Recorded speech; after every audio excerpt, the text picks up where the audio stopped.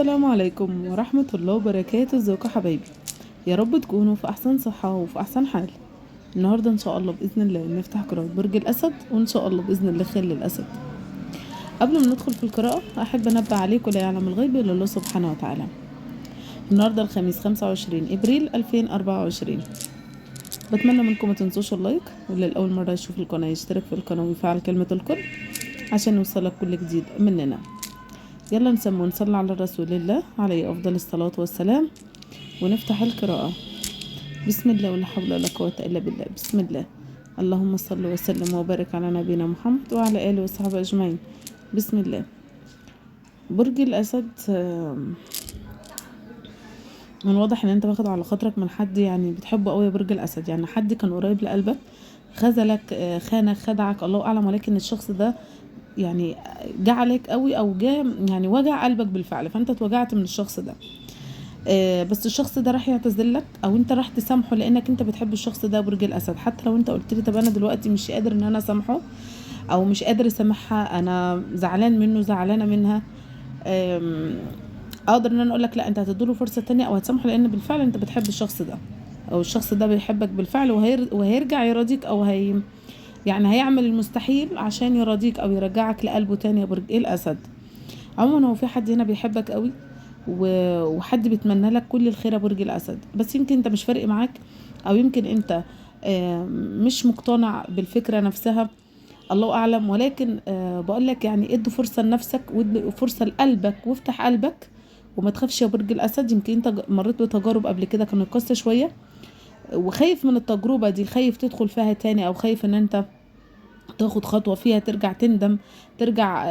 انا شايفة ان برج الاسد مش بالسهل ان هو بيحب او قلبه بيتكسر، لانه هو بيبقى حريص جدا على علاقته بحد، او انت بتبقى حريص فعلا. لما بتدخل حد العلاقة بتحدد العلاقة اللي بينك وبين الشخص، يعني مش سايبها ان اي حد يدخل على حياتي فانا هحبه او انا هحبك، لا. ففي من الناس هنا بتسمعني حكيمة جدا في حتة الحب، يعني بتبقى عقلانية شوية عن القلب. فهنا برج الأسد معلش ادي لنفسك فرصة تانية، عل وعسى الشخص ده يكون يجدد لك حياة انت، او يديك اللي انت محتاجه بالفعل، او يعوضك على حاجة انت خسرتها. تمام. فحاول تفتح قلبك واديله فرصة أخيرة يا برج الأسد، او ادي لنفسك فرصة أخيرة، وخد قرار أخير، وإن شاء الله بإذن الله عندك بداية حلوة. يعني شايفة ان انت عندك بداية حلوة بقالي فترة، شايفة ان حياتك بتتحسن يمكن عن سنة فاتت يعني.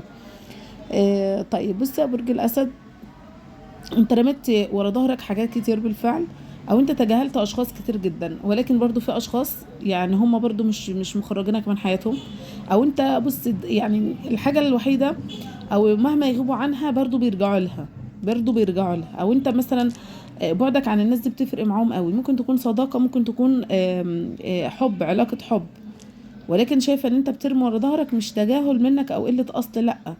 انت اي حد يعني بتحس ان هو مش في مكانته، او مش محل ثقة، او مش ده البني ادم لا، فانت بتسيبه، بتتجاهله، بتبعد عنه، وده مش قلة اصل يا جماعة والله. يعني دي ممكن تكون حياة في ناس مرت بيها، يعني مر خلاص، يعني القلب تعب زي ما بنقول، فخلاص يعني تجاهلت، تلاشيت اشخاص، ولكن الناس دول برضو فيهم لسه هم مهتمين بيك.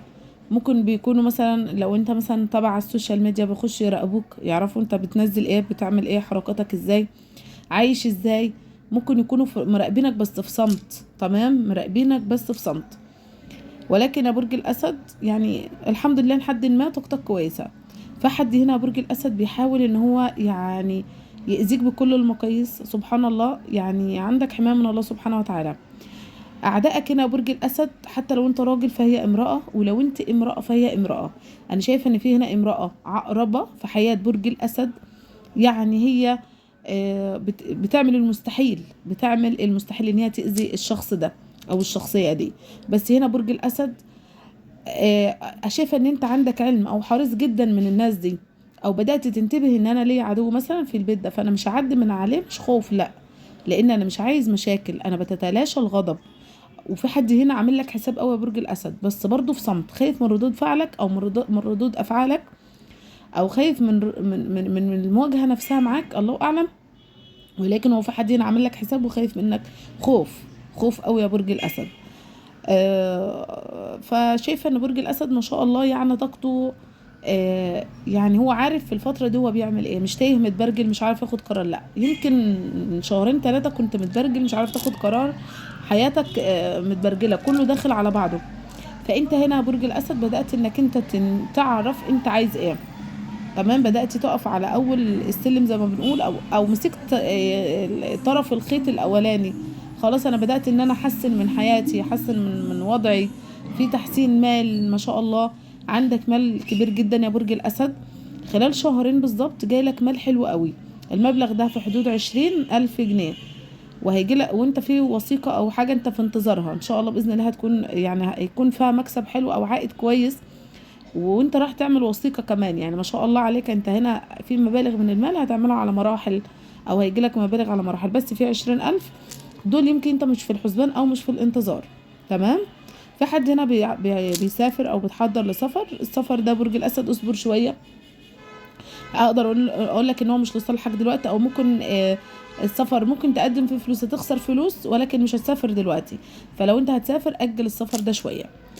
مشروع يا برج الاسد انت هو قدامك وانت شايف ان هو مربح، بس انت خايف وقلقان منه. وبرضه بقول لك اصبر شويه. اصبر شويه. اصبر شويه. عفوا. اصبر شويه يا برج الاسد، بلاش يعني تدخل فيه دلوقتي، او بلاش تاخد خطوه فيه دلوقتي. طب انت هتقول لي طب ازاي ده، انا خلاص اخدت قرار وقررت ودرست الموضوع كويس جدا. انا والله دي طاقه انا شايفاها ممكن تكون حد تاني، ولكن الله اعلم. اصبر شويه يا برج الاسد، اصبر شويه. لان في حاجات انت ممكن تعملها او تاخد الخطوه وتلاقي في حاجات شويه، او شوف الشريك اللي معاك او شوف الناس اللي شغاله معاك. لان شايفه ان في حد ممكن يخلي بيك في اخر لحظه، يخلي بيك يعني ممكن يشوف ان انت مثلا هتنجح هتكبر. فحاول تعمل مشروع تكون مش هتكون محتاج لحد مساعده قوي او هتقف عليه. المساعده دي او الشخص ده يكون في بدائل. لكن انا ما اعملش مشروع وانا عارف ان انا هحتاج للشخص ده وممكن يسيبني في اي لحظه، فخلاص انا هخسر فلوسي وهخسر الشغل كله. فحاول انك انت تاخد قرار كويس في الحته دي، او تفكر كويس في النقطه دي. تمام، ده اللي بقولك انك ده ممكن يكون قلق شويه. ففكر شويه وشوف البديل، او خد خبره شويه في المشروع ده. وبعد كده خد خطوه، خد خطوه، عشان حتى لو اذا في مشكله لا قدر الله حصلت، يبقى انت هنا بتتفادى فلوسك، بتفادي الوقوع من الكارثه الكبيره اللي انت اصلا حلم بتحلمه، او خلاص انت بنيت مستقبل عليه. فما تخلكش في الاحتياج لحد، لان لما حد بيعرف ان انت في احتياجه بيسوق يعني الهبل شويه زي ما بنقول، بيستعبط شويه. لا ده انا مش عارف ايه، لا كده يعني. ولكن خليك حريص وحذر من حاجه زي كده. طيب، عندكم هنا خطوبه وكتب كتاب، ودايما بشوف الخطوبه وكتب كتاب هيكون فرح بسرعه. هو عموما عندكم فرح هنا يا برج الاسد. في هنا دعوه مستجابه ليك برضو يا برج الاسد، ربنا يصلح حالك وادعي يا برج الاسد والله دعوتك مستجابه.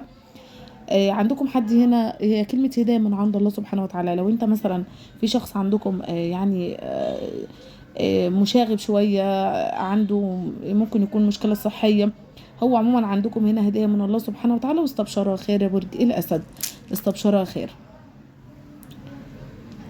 طيب هنا رجوع منفصلين ورجوع حبيب يا برج الأسد.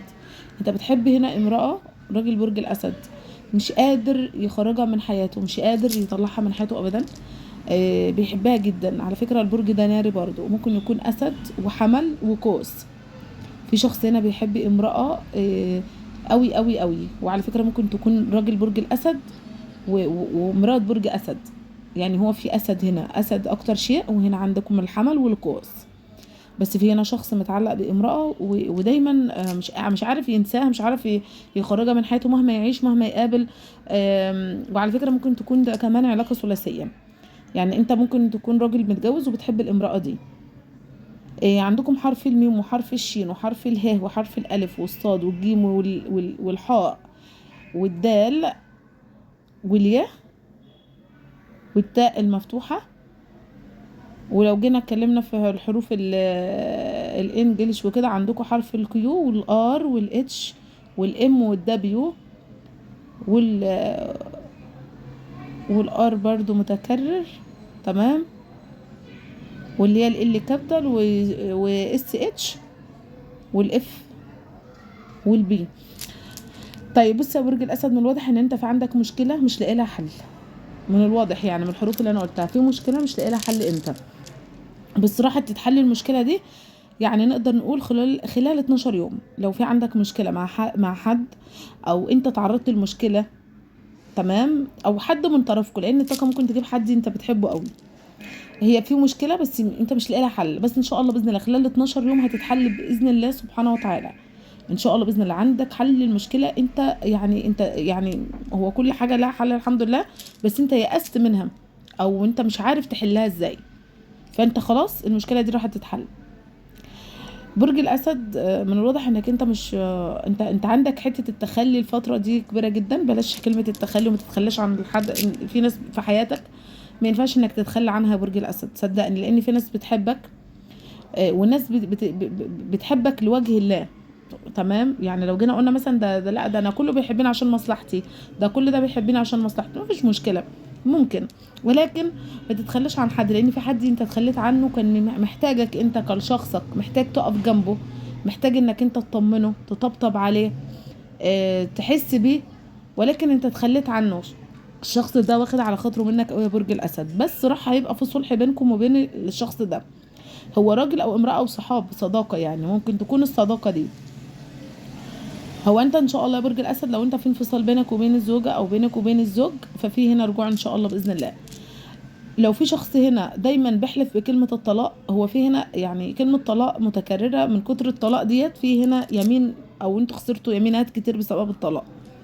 يعني هي ده ممكن تكون المشكله، ان انتوا بعاد عن بعض، او يعني سبب الطلاق حلفانات الطلاق، فيمينات نزلت خلاص، ممكن يكونوا انفصلتم او كان اخر يمين الله اعلم. فانتوا هنا بتعملوا حاجه زي كده، او بتسالوا حد في رد اليمين، او ازاي انا اتطلقت، او الكلام ده كله، ولكن هي ممكن تكون اخر يمين بالفعل، لان شايفه ان في هنا ليكوا رجعه كمان.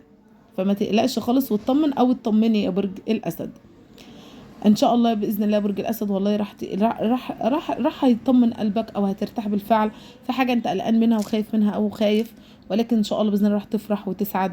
حتى لو انت قلت لي ده انا حزين وزعلان دلوقتي، اقدر ان انا اقول لك لا يا برج الاسد، انت بتاخد قرار وبتفكر في انك انت يبقى ابقى حاجه بتفكر.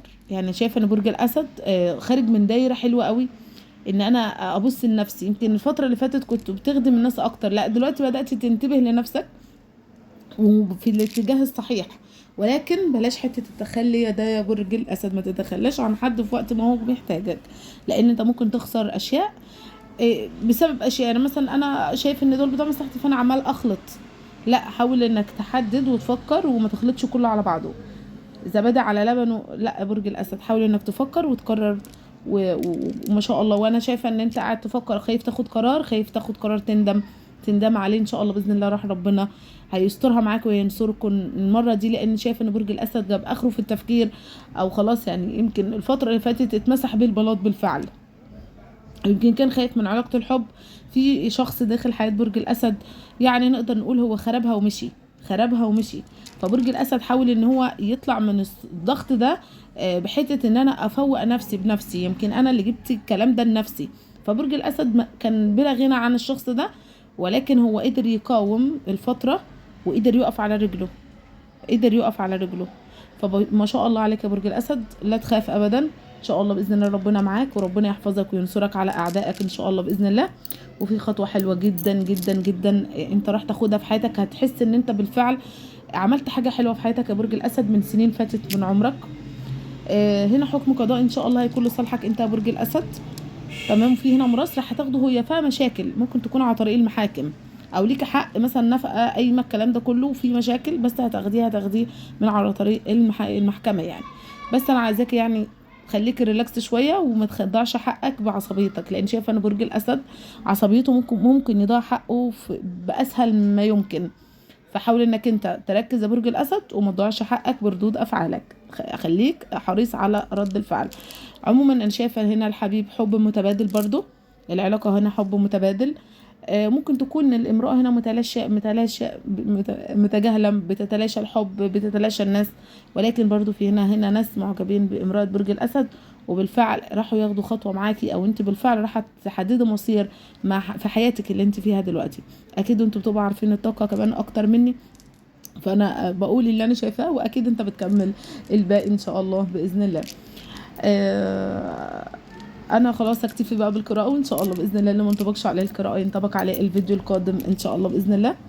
واشوفكم على فيديو جديد، والسلام عليكم ورحمه الله وبركاته، في رعايه الله.